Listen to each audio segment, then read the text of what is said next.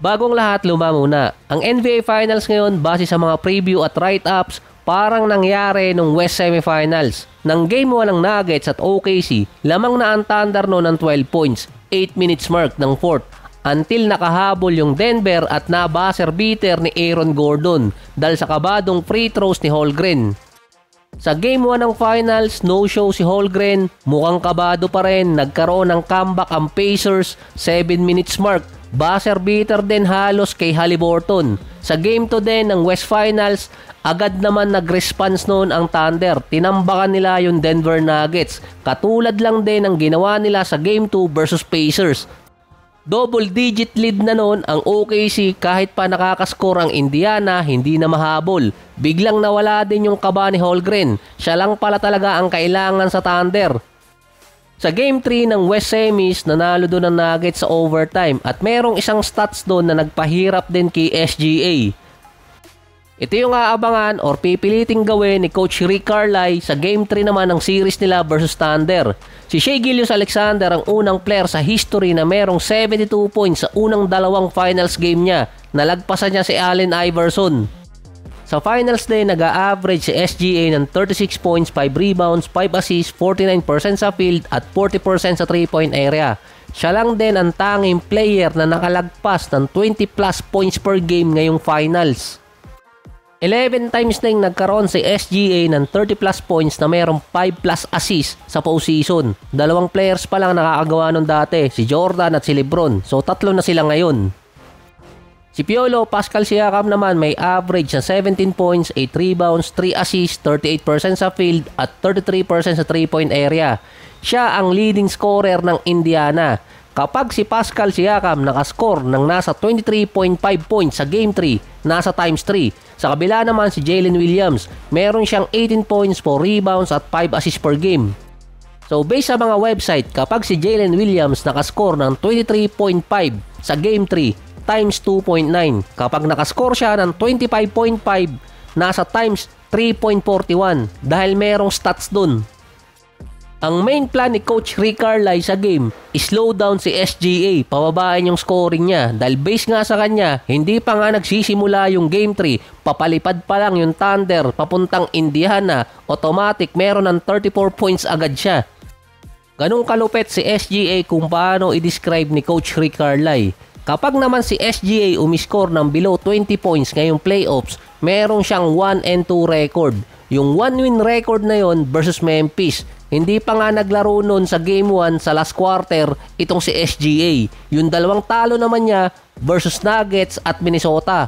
Parehas Game 3. Yung unang talo na SGA na below 20 points siya, Game 3 ng Nuggets at OKC sa West Finals. Overtime pa yun eh. Kaya nga parang konektado yung dalawang series. Ito yung pinakamalapit na senaryo.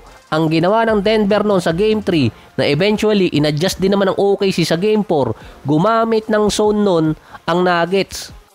Na parang lahat naman ng team gumagamit ng zone. Pero ginawa nila na si Bron taga-trap para kay SGA kapag papasok siya ng lane. Kaya ang ginagawa ni SGA, ipinapasa niya yung bola or sumasablay yung tira niya. Meron siya nung nasa 18 points, 13 rebounds, 7 assists, 7 out of 22 mula sa field. Kasabay ng Game 3 na yon, umiscore din ng nasa 30 plus points si Jalen Williams. Kaya inadjust din ng Nuggets yung kanilang depensa dun sa dalawang player. Nangyari ulit kay SGA yung below 20 points Game 3 versus Minnesota. Ito naman 14 points at 6 assists. Hindi na siya pinalaro noon sa 4th quarter dahil tinambaka ng Minnesota noon. Init na init si Anthony Edwards. Kapag galing pa naman si SGA sa below 20 points, sunod-sunod nang magkakaroon siya ng 30 or more. Ang bilang pa ng pagitan nasa 5 to 6 games. Kapag wala si SGA, andun si Jalen Williams. Kaya nga nilagay sa mga website, kapag siya ay naka 25.5 points sa Game 3, magkakaroon ng times 3.41.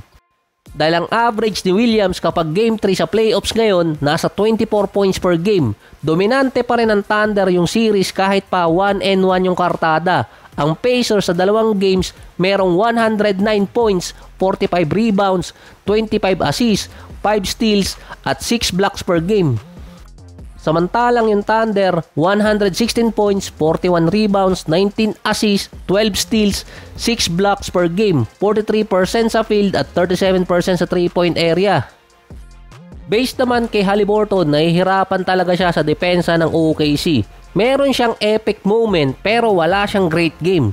Nag-average si Haliburton ng 15 points, 6 rebounds, 5 assists, 4 turnovers, 50% sa field at 33% sa 3-point area. Kapareho yon ang average ng bench player ng Thunder na ang paborito ng mga meron, si Alex Caruso. 15 points, 4 rebounds, 1 steal, 1 assist, 1 turnover, 47% sa field at 41% sa 3-point area. Kung sa analogy ni Sakuragi, yung star player ng Pacers katumbas ng bench player ng Thunder, si Caruso. Kaya nga siya paborito ng mga meron. Nababasag din kasi ni Caruso ang zone defense nitong Indiana Pacers. Kaya si SGA, easy 30 plus points. Base pa nga rin yung kay Coach Rick Carlisle. Iba-iba yung nilalagay na defender ng Thunder kay Haliburton, kaya hindi makaporma. Pati yung GF niya sa may audience pinopormahan din ata, kaya nawawala yung diskarte sa game. Ang magkasunod na magandaan nilaro ni Haliburton medyo matagal na, yung Game 5 ng Cavaliers at Pacers at yung Game 1 naman ng Knicks at itong Pacers din. Yun ang dalawang games na magkasunod na magandaan nilaro ni Haliburton. Based din kay Piolo, Pascal Siakam, mas pinipressure kasi ng OKC si Haliburton. Tapos nagiging aggressive pa sa kabila. Kaya nga ang resulta, 20 turnover per game ang Indiana sa last 2 games. Hindi rin pure scorer si Haliburton kundi passer. Nasa 25 assists per game ang Pacers kontra sa OKC na merong 19. Si Haliburton pa rin ang assist leader ng finals. Kaso siya din ang turnover king. Mataas ang assist to turnover ratio ni Halidogi kapag playoffs, kaso pag finals biglang bumagsak. Ibinigay na rin di umano ni Coach Rick Carlisle kay Pascal Siakam ang go signal para tumira ng tumira sa Game 3. Based din kay D-Wade, ang X-Factor talaga ng OKC si Caruso. Parang last year lang din ang X-Factor ng Celtics si Derek White. Parehas silang kalbo. Ang X-Factor naman sa Pacers si Aaron Nesmith. Mula nang ma-injured kasi si Nesmith sa series versus Knicks, nawala bigla yung laro. May average lang siya ngayon sa finals na 12 points, 4 rebounds, 5 assists, 50% sa field at 33% sa 3-point area. Bumaba ang kanyang playoff average dahil dati meron siyang nasa 15 points, 5 rebounds, 48% sa field at 49% sa 3-point area. Nag-aala Klay Thompson pa nga siya. Nasa Pacers ang advantage sa next 2 games dahil home court nila. Hostile territory pa yun sa mga kalaban. Kaso nasa Thunder naman ang momentum ng laro at wala nang kaba yung ibang player nila. Oras kasi na maagaw ng Thunder yung Game 3, nasa kanila na yung advantage at momentum ng buong series or buong finals. Magiging must-win situation na yung Game 4. Kung makuha naman ng Pacers ang Game 3, mas lalaki yung pressure sa Thunder.